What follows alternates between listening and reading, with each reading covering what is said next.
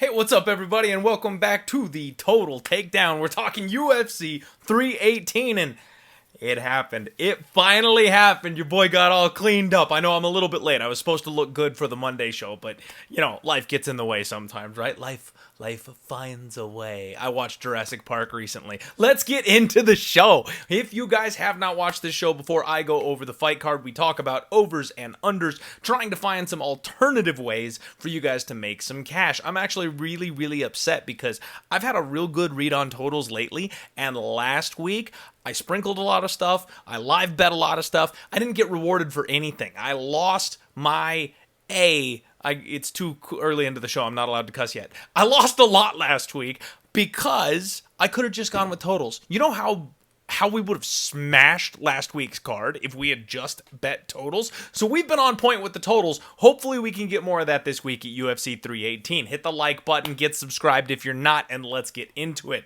The first fight on the card that I want to talk to you about is actually going to be a little ways down the card. I don't care so much about the early totals on this particular card. I feel like they're all pretty self-explanatory. The first one, though, which again is a little self-explanatory, but I still want to mention it anyway. Ryan Spann and Lukas Presky. Totals 1.5. The under 1.5 is minus 195. This one just screams to me the way the Vitor Prachnio fight screamed at me last week. I didn't chalk up and parlay an under 1.5. Why? Because I'm a coward and I don't do that. This is one that kind of seems like the same thing. Ryan Superman Spann is a one-round fighter. Period, point blank, nothing. Right? This is exactly like him fighting Anthony Smith. If he comes out and decides, you know what, I'm going to have a really low volume, really low pace decision, that's the only way this thing goes 15 minutes. And frankly, that is not Ryan Spann's game plan ever, except for that one singular fight. And I don't think Lukas Presky is a guy that will go along with that kind of a game plan. Lukas Presky will get in your face and he'll throw volume. He's going to force you to throw back. We know Spann has no cardio. We know he's got incredible finishing ability, but only early in the fight. We know he's got no chin and no heart. So if this fight gets out of round one, Lukas Presky is going to TKO Ryan Spann. I guarantee it. If it doesn't get out of round one, well, that's because one of these guys landed on the button or Spann grabbed the neck. So yeah, it's under 1.5 at minus 195 from me. Jimmy Crute and Marcin Prachnio. We've got a 2.5 for this one, which is interesting. Some money has come in on the under. The under 2.5 is now about minus 140 or so from a pick'em-ish earlier in the week, and I think that makes sense. Violence in this fight makes a ton of sense to me. Now, Jimmy Crute is a guy whose hands are dangerous. He is fast, especially early, very much like Ryan Spann. He hits extremely hard. He can wrestle, and once the fight gets to the ground, this kid is an absolute stud grappler. Now, that's kind of the big key here, is Marcin Prachnio can't defend a takedown to save his life. Marcin Prachnio has no submission defense. So once this fight hits the mat, Jimmy Crute is going to be miles ahead of Marcin Prachnio. On the feet, Marcin Prachnio, a little bit chinny. Jimmy Crute can absolutely crack this guy and knock him out, but the flip side is also true, and that's the key here for this total. I think the under 2.5 makes a lot of sense because Jimmy Crute is another guy who regularly ends up in draws because he gets 10-8'd by these guys. He goes so hard, foot on the gas, he doesn't leave himself any wiggle room, he doesn't leave himself a backdoor cover,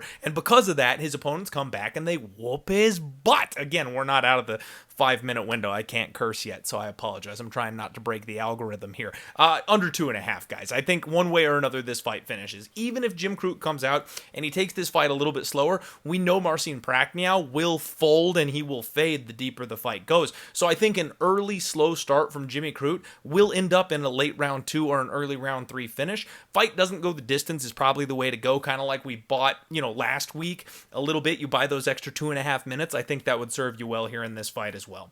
Next up, Adam Fugitt and Islam Dulatov. We've got a 1.5 total here. Under 1.5 is minus 185, minus 190. Over 1.5 is plus 145. And this is one where I think maybe we get a little bit sneaky. Blue chip prospects are the ones that dice Adam Fugitt, right? Those are the guys that he can't quite hang with. He's a little too slow, a little long in the tooth, a little underskilled for these guys that are just destined for greatness, right? And those who've been able to absolutely run through him so far in his UFC run, but the guys who are not quite there, the guys who, they're kind of flirting with being UFC caliber, they've been around a little bit, but they're not great.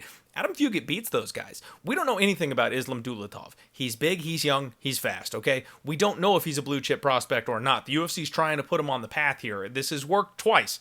I don't know if it's going to work the third time. We'll see. I just don't know. I'm not sold on Islam Dulatov, right? So if Islam decides, again, we talked about this with, this is exactly like Teixeira and Derek Lewis last week. If Teixeira is smart, he will slow down because you got to watch out for the power coming back from Derek Lewis. He didn't do that. That fight ended in round 1. But that's all Teixeira's fault. If he had just slowed down and picked Derek Lewis apart from range, he'd have won that fight in round 2 or round 3 via TKO, via body kick. It would have happened. Like, there's no two ways about it. But if you rush a guy like that, he's going to fight back. And that's the same thing here. If Dulatov comes out, foot on the gas, let me run through Adam Fugitt, it may or may not work. If he slows down, if he takes levels jump, if he goes, you know what, I've got a savvy, wily veteran ahead of me, or if he's just not quite the blue chip prospect he looks like early, then Adam Fugitt can fight his way into this fight. Adam Fugitt can hang around in this fight. And getting plus 145 on a fighter who's been tough, who's been durable, who's got that dog in him, like, I can trust Adam Fugitt for a round and a half, I think. I will lean to the over 1.5 here. Now, again, this is where I'll talk to you guys about these totals because, you know, that's the point of the show. I don't necessarily know that I'm actually betting that one, but it's over before it's under. You know what I mean? It's kind of like dog or pass. This one's over or pass, in my opinion. Kyler Phillips and Vinicius Lockdog Oliveira. 2.5 total. Over 2.5 is minus 230. Now, on this one, this is not so much a I want to play this as it is a word of caution. We know that Kyler Phillips runs out of matrix juice about 10 minutes into a fight, right? He starts off round 1 phenomenally, and we're in the big cage, so there's going to be lots of room to move, lots of room to run. He's going to be having Vinicius Oliveira try and track him down early. That gas tank starts to slow a little bit in round 2, and then it runs on empty in round 3. We've seen it time and time again. Vinicius Oliveira is the opposite. This is a guy who will take your beating early, and then will just step on the gas, and he'll build up as the fight goes on. He gets dangerous, and in round 3, if you start to slow down, this guy smells blood. I actually think this could look a lot like the first fight of the week last week, where we had the Archangel in round 1. Everyone lost their under 2.5s. We cashed our fight doesn't go the distance props because we knew we wanted those extra 2.5 minutes. This 2.5 has me terrified. I've got a feeling that this is going to go under, and that's plus 175, but I also feel like it's going to be very tight. I think the round 3 sprinkle for Vinicius Oliveira is kind of the move here on this one, and if that's the case, I don't want to be laying minus 230 on the over 2.5. I think a lot of people are going to assume that this fight goes over, and I think that Oliveira may be surprising some people with a late finish in this fight on Saturday. So it's more of one that I'm just letting you guys know. I've got the heebie-jeebies on, the hairs on the back of my neck are standing up. I don't want any part of this total here. I'm leaning towards that over, but I think that's right around when the fight ends, so be very careful. Michael Johnson and Daniel Zelhuber, 1.5 total. Over 1.5 is minus 250. The under 1.5 is plus 190. And I've gone kind of back and forth on this fight over and over and over again all week. I like Zelhuber, obviously, right? But this is one where, kind of like we talked about on the Monday show, I just have no idea how he's going to get it done. He can do the tall man choke thing, right? The standing high elbow guillotine or the Ezekiel, whatever you want to call it. Like, he could do a head kick at range. He could look a whole lot like Yair Rodriguez. Or this guy could, like, stick and move, pick and poke, and just keep old man Michael out of the way for 15 minutes and take it the full distance. And that's why I'm kind of hesitant on this one. I actually think the under 1.5 at plus 190 is kind of the way to look at this one. Daniel Zelhuber is extremely young. He's fighting out of a very violent gym in Extreme Couture at just 26 years old, and he's coming off of a year-long layoff. I think that's going to do him wonders. I think it's going to benefit him massively, and he's taking on a guy that's older, a little long in the tooth. You know, he's 39 years old now, is Michael Johnson, and he's been knocked out 3 times already in his career. Your durability does not get better as you get older, especially once you approach that 40-year age mark. I think that we could see an early finish in this fight. Michael Johnson on the mic was talking some crazy stuff on this one too, about how he didn't like how Zelhuber got the fight, and like, I've got a feeling he's going to kind of go for it, which will leave him open to being cracked and finished as well. So again, lean to the under 1.5 at plus 190. I think it's odd that they aren't offering us like a decent 2.5 here, but instead they're giving you a chalked up 1.5, which always kind of sends alarm bells off for me. Danny Gaye and Patricky Pitbull, another 2.5 total. Over is minus 270. The under 2.5 is plus 200. My problem with this fight is that Danny Gaye tends to be a little bit low volume. Danny Gaye tends to need to get a late finish if he's going to get a finish because he hurts people repeatedly throughout the fight. They get desperate, he lands the perfect shot, etc. That's how he finishes. But Danny Gaye is as tough and as durable as they come. He does not get finished. Nobody finishes this guy. Pitbull, at 40 years old, is not finishing Danny Gaye. Both these guys are on the mic talking about finishes. Both these guys are on the mic talking about title shots and going out there and making statements. And I just saw Pitbull fight, right? Like, he's not going out and doing anything he says on the microphone. Fact. So I expect him to go out there and give it his best. I expect Danny Gaye to be tough and durable and younger and faster. And the only way this fight ends in a finish is if Danny Gaye pots one on Pitbull, and Pitbull's too old to take it these days. Entirely possible it could happen, but more than likely, whenever Gaye takes a step up in competition, the guy is not quite elite. And I don't mean that to be detrimental to Danny Gaye. I love Danny Gaye. Cash tickets on Danny Gaye. He's in fun fights constantly, but he loses to the elite. He is the gatekeeper of this weight class. If you are not a title challenger, you lose to Danny Gaye. But when he gets up to that point, it's a decision. It's always a decision because he can't finish those guys at the top of the weight class. This all comes down to how far has Pitbull fallen. If Pitbull has fallen so far that Danny Gaye can knock him out, then so be it. But if he hasn't, it's going to be an Gaye decision or a Pitbull split, in which case the over 2.5 at -270 looks like a pretty attractive parlay piece to me.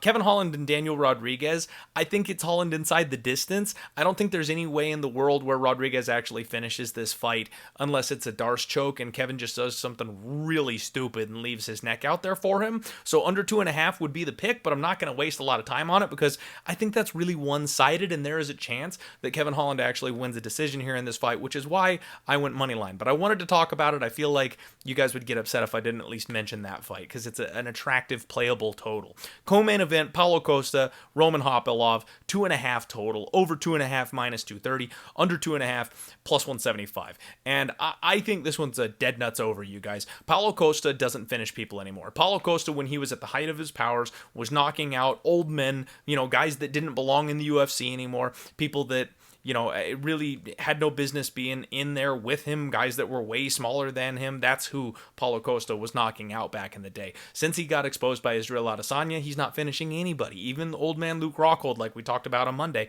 couldn't get him out of there. So I don't see Paulo Costa winning this fight inside the distance. In fact, I think he might break out some of his grappling chops in this fight, and I wouldn't be surprised if Paulo pulls the upset via decision. Roman Hopilov, great kickboxer, but he's taking until round 3 to TKO a guy like Chris Curtis, who's a full weight class below him. Durable as all get out, my guy, don't get me wrong, but that's what it's taking, is a last second head kick for the referee to step in and stop the fight with literally 1 second left on the clock in a 15-minute fight. Paulo Costa, if anything, dude's durable. Unless it's like a leg kick TKO where he just is not prepared to check or something like that, I don't think Hopilov is finishing him. The over 2.5 at -230 seems very attractive to me. And now we'll talk about the main event, you guys. One more time, please do me a favor, trying to grow the channel. Please get subscribed if you haven't. Follow me. If you're on social media platforms, hit the follow button, whether it's Instagram, BlueSky, X, Twitter, whatever. Just give me a follow. Let's keep this bad boy going.